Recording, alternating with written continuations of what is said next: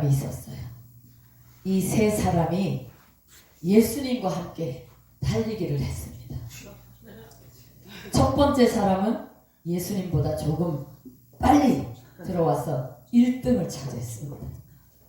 그리고 두 번째 사람은 예수님과 동시에 들어와서 공동 2위를 했습니다. 세 번째 사람은 예수님보다 조금 늦게 들어와서 3등을 차지했습니다. 이 시합이 끝난 후에 세 사람에게는 다음과 같은 이런 명칭이 주어졌어요. 첫 번째 사람은 주님의 길을 예비한 자다. 두 번째 사람은 주님과 동행하는 자다. 그리고 세 번째 사람은 주님을 뒤따르는 자다. 그렇습니다. 세상의 게임은 1등, 2등, 3등을 정하면 1등이 당연히 상급을 받고 또 3등은 거기에 맞는 상급을 받겠지요. 그러나 이렇게 예수님과 함께 달리기 시합을 했던 이 세 사람은 모두 예수님께 칭찬받는 사람이 되었다는 것입니다. 그것은 그 꼬린 지점에서 예수님보다 먼저 들어왔든지 함께 들어왔든지 또 나중에 들어왔던 모두 칭찬의 대상이 된 것은 그 이유는 그들이 모두 예수님과 함께 했다는 것입니다. 그렇습니다. 우리 역시 예수 그리스도와 함께하는 자입니다. 예수님과 함께 한다면 달리거나 잠깐 멈추거나 또 무엇을 해도 칭찬받는 것이 마땅한 것입니다. 예수님과 함께 이렇게 이기고 지는 것보다 더 중요한 것은 누구와 함께 하는가입니다. 우리는 예수 그리스도와 함께하는 주의 백성입니다. 여러분은 예수 그리스도와 함께 하시는 분이므로 우리 다시세움과 함께 하시고 또 우리 모두는 그리스도 안에서 복받은 분들인 것을 명심하시기 바랍니다. 이제까지 바울은 그리스도 안에 있는 은혜의 풍성함, 그것을 통하여 나타난 하나님의 구속사역, 제가 1장에도 말씀드렸지만 오늘 1장부터 3장까지 쭉 이렇게 이어오는 것은 이 에베소서는 신약 성경 중에 가장 위대한 성경이기 때문이고 가장 중요한 것들이 이 속에 들어와 있습니다. 그래서 어떤 예화가 들어있는 성경은 너무나 쉽게 우리가 다 이해를 하고 받아들일 수 있지만 이 에베소서는 정말 또 곱씹고 또 곱씹고 들어서 잊어버려도 또다시 듣고 또다시 들어서 우리의 마음에 정말 깊이 인장반지처럼 새겨야 된다는 것이에요. 왜 그러냐 하면 이 1장, 제가 처음에 설교를 했던 1장 3절부터 6절까지는 하나님께서 예수 그리스도를 통해서 역사하시는 내용들이 나오고 7장부터 12절까지는 예수 그리스도께서 하나님의 명령을 받아서 구원 사역을 감당한 것이 나오고 또 12절부터 14절까지는 성령님께서 그것을 도리를 도우셔서 하나님 삼위 하나님 성부와 성자와 성령께서 그것도 창세 전에 이 세상을 만들려고 준비하시기 전에 물론 계획하시고 준비하셨지만 우리를 그때부터 불러서 택하시고 예정해서 우리를 오늘 이곳에 세우셨다는 것입니다. 이게 얼마나 큰 구원이냐면요, 예수 믿는다는 것이, 예수 믿어서 구원받았다는 것이 그냥 된 것이 아니라는 거예요. 강조하고 또 강조하고 또 강조해도 어떻게 나 같은 것을 삼위 하나님께서 구원하시기 위해서, 나를 구원하시기 위해서 예정하고 준비하고 창세전에 우리를 계획하셔서 창세가 있고 우리를 이 예수 그리스도가 오시고 다시 오시기 2024년에 이렇게 때까지 말씀하시는가를 우리는 명심해야 된다는 것입니다. 그리고 유대인들은 자기의 구원, 자기만 받은 구원, 자기만 받은 선민, 자기만 받은 율법 가지고 계속 지금까지도 그것을 이야기하지만, 이 바울 사도는 모든 구약의 선지자들이 말씀했지만 그러나 간단하고 명료하게 확실하게 이 특별한 계시를 깨달았다는 것이에요. 이 특별한 계시를 깨달은 것이 이 하나님의 특별한 은총이라는 것입니다. 이것을 간단하고 명료하게 좀 어려운 것 같지만 설명해 주신 것이 바로 바울 사도를 통해서 하나님이 하신 일이 아니겠습니까? 그것을 오늘 우리는 다시 한번 새겨보면서 이 2장에 가면 나 같은 자, 허물로 죄로 죽어버린 나, 소망이 없는 나, 전혀 가망이 없는 나를 하나님께서 예수 그리스도와 함께 죽게 하시고 예수 그리스도가 사실 때, 부활하실 때 나를 부활의 자리로 함께 일으켜 주셨다고 말씀하고 계시는 거예요. 우리가 얼마나 하찮은 존재요, 얼마나 나약한 존재요, 얼마나 소망이 없는 존재라는 것을 2장에 거듭 설명하고 있습니다. 오늘 이 3장은 그 구원에 대한 경륜, 그것이 얼마나 비밀스러웠고 얼마나 귀하고 얼마나 오묘한 것인가를 나타냈다는 거예요.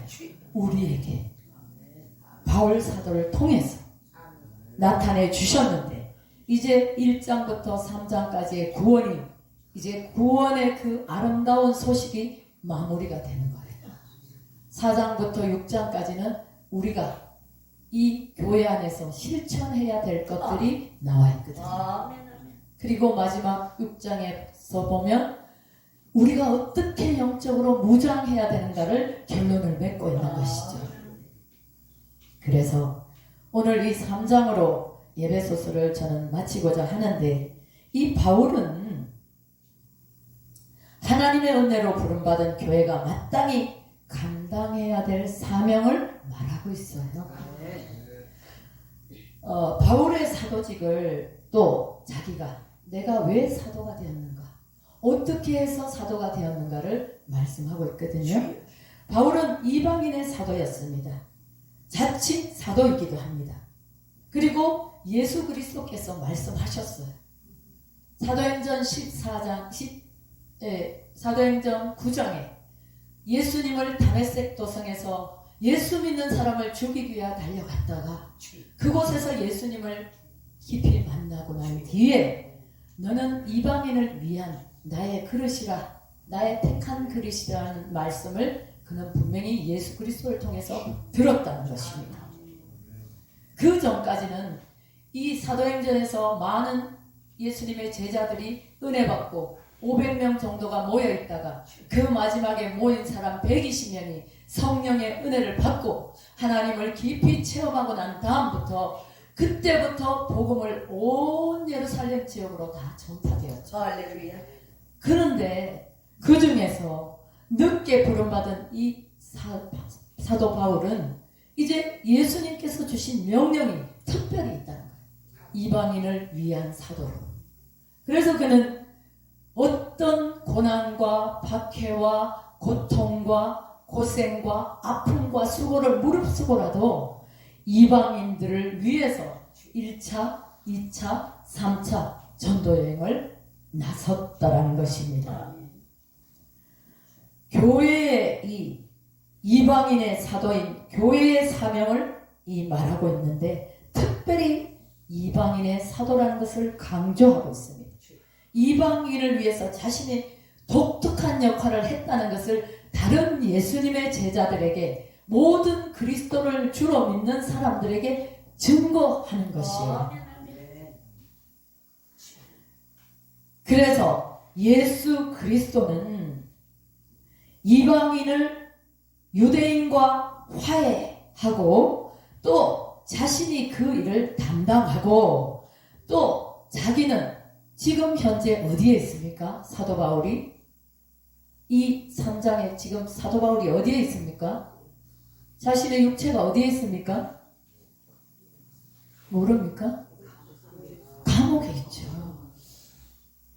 감옥에서 그가 자신의 고통과 자신의 어려움을 조금도 말하지 않고 오히려 에베소 교회의 성도들이 믿음으로 정말 믿음에 입각한 기본들이 확실해서 어떠한 일이 있어도 믿음 안에 서기를 당부하는 것이잖아요. 그래서 오늘 이 이방인의 사도로 외적으로는 내 몸이 바울 사도의 몸이 감옥에 있고 마음으로는 그리스도께 붙잡힌 바가 되었다. 그래서 자기가 1절에 보면 나는 갇힌 자 됐다. 누구를 위하여? 이방인을 위하여. 너희를 위하여.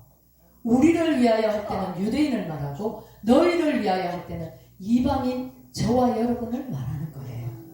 그래서 이 두 가지 갇힌 것이 아주 중점적으로 한마디로 말하면 예수 그리스도로 인한 포로가 됐다는 거예요. 자신이 예수 그리스도로 인해서 포로가 됐다. 그리고 예수 그리스도 안에서 갇힌 자가 되었다. 이 포로라는 것은 갇혀 있다는 거 아닙니까? 여기에서 종이란 말로 이렇게 쓰지 않고 둘로스라고 하는데 종이란 말을 쓰지 않고 그것보다 좀 더 강력한 말로 포로다. 나는 갇혀 있다. 이렇게 말합니다. 데스미오스라고 이렇게 죄수, 포로 자신을 그렇게 설명하고 있습니다. 사도행전 25장 1절로 12절에 보면 그 자신이 예루살렘에서 3일 체포되어 있었고 또 가이사라 지방에서 2년 동안 갇혀 있었어요. 그렇지만 그가 이방인을 위해서 전도하기 위해서 자기가 그것을 항소합니다. 나는 여기에서 끝나지 않고 반드시 그 사도 바울 머릿속에는 로마로 가서 복음을 전해야 하기 때문에 나를 이방인 로마로 보내달라고 그 마음속에 열망하고 있는 거죠.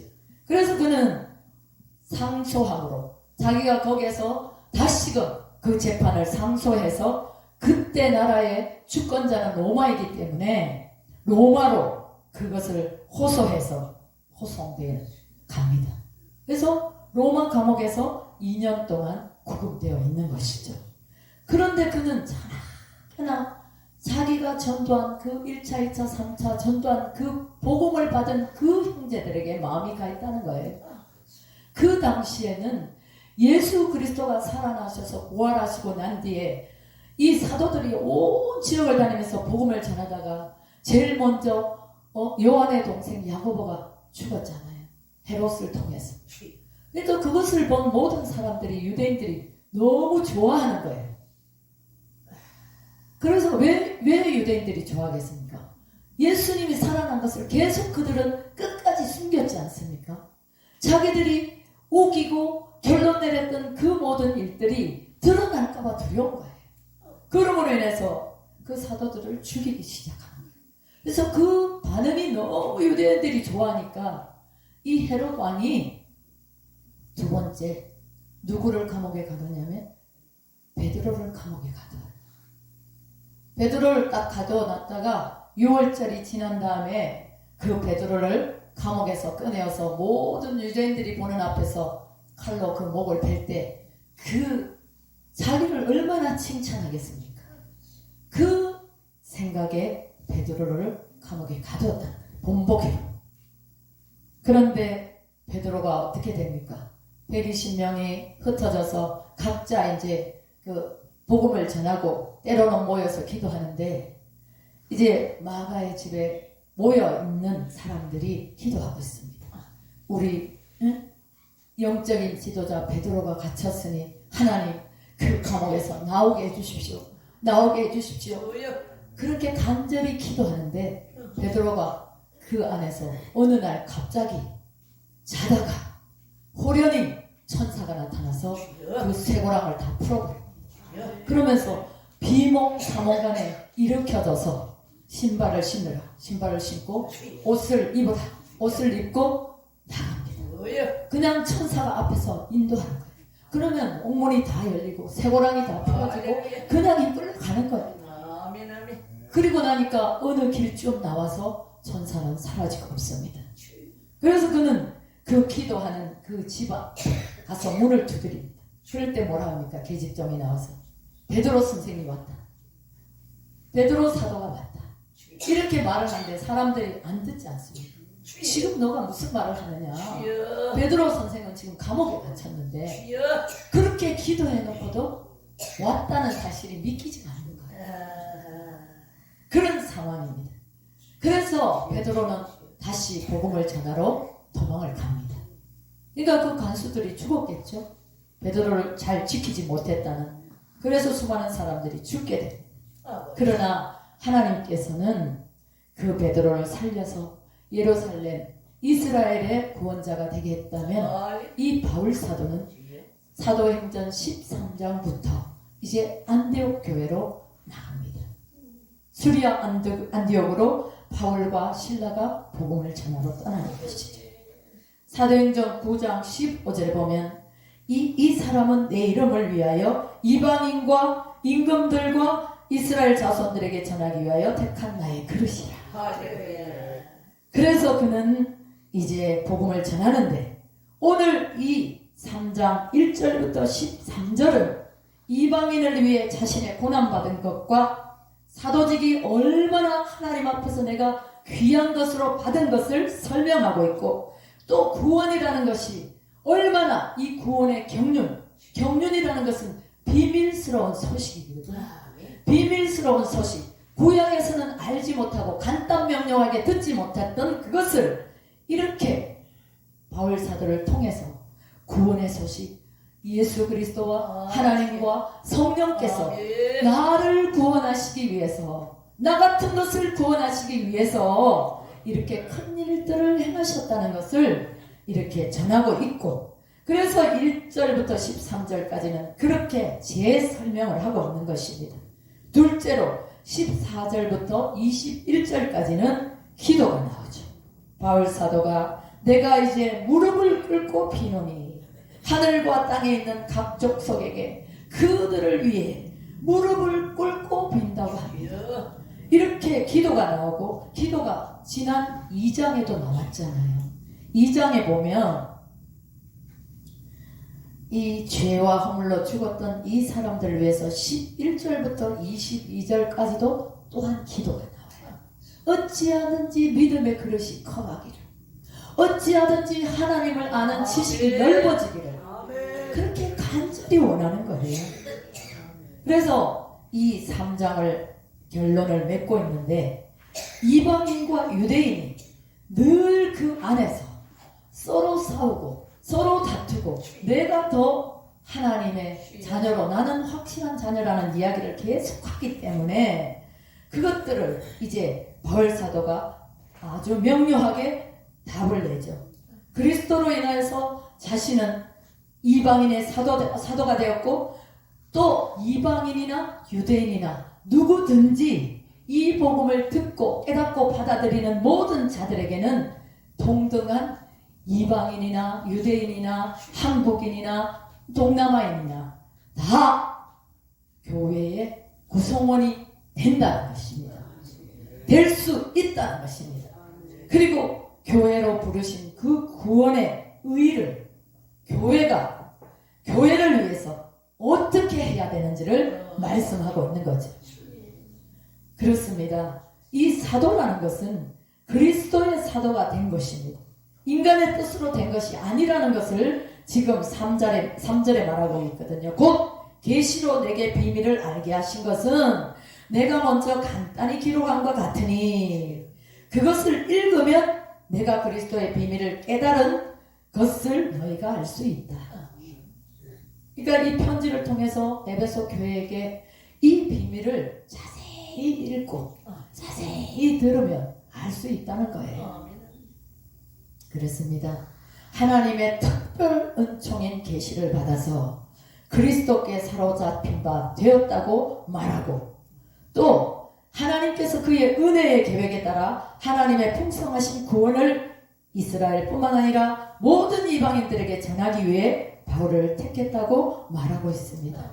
이 사도직의 특성을 잠깐 살펴보면 바울이 받은 은혜의 경륜은 하나의 비밀이었지만 바울은 성령의 그 빛을 통해서 성령의 조명을 통해서 그 비밀을 알게 되었다. 그래서 우리도 알게 되었잖아요. 너무 감사하지 않아요? 우리가 예수 믿는 것이 무엇입니까? 헌신하고 충성하는 결과가 무엇입니까?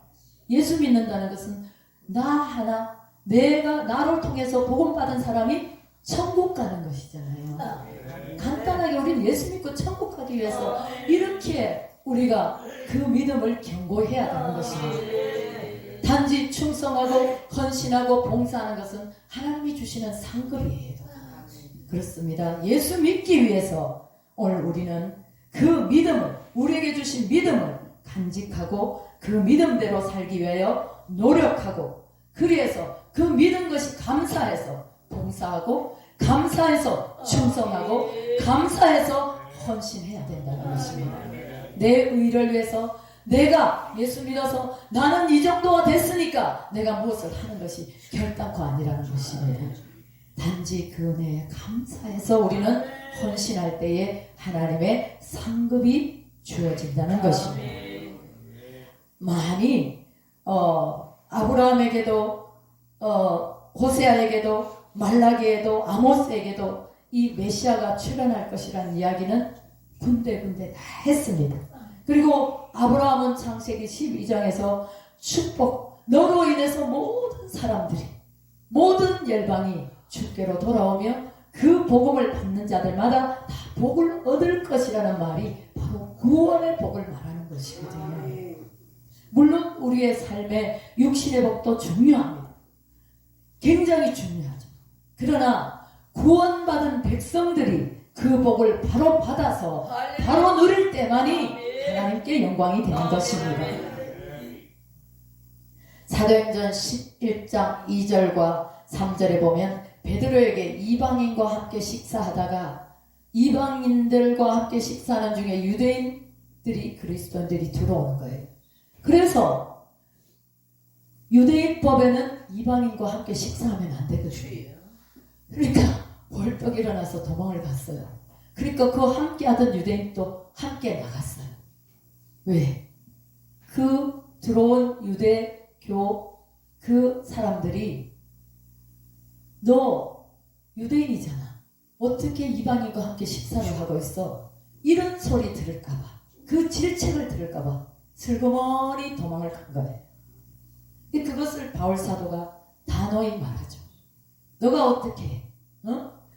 그 유대인들의 하는 논리가 틀렸음에도 불구하고 틀렸다고 말할 줄 모르고 어떻게 그렇게 너만 살겠다고 슬그머니 도망을 가느냐는 거죠.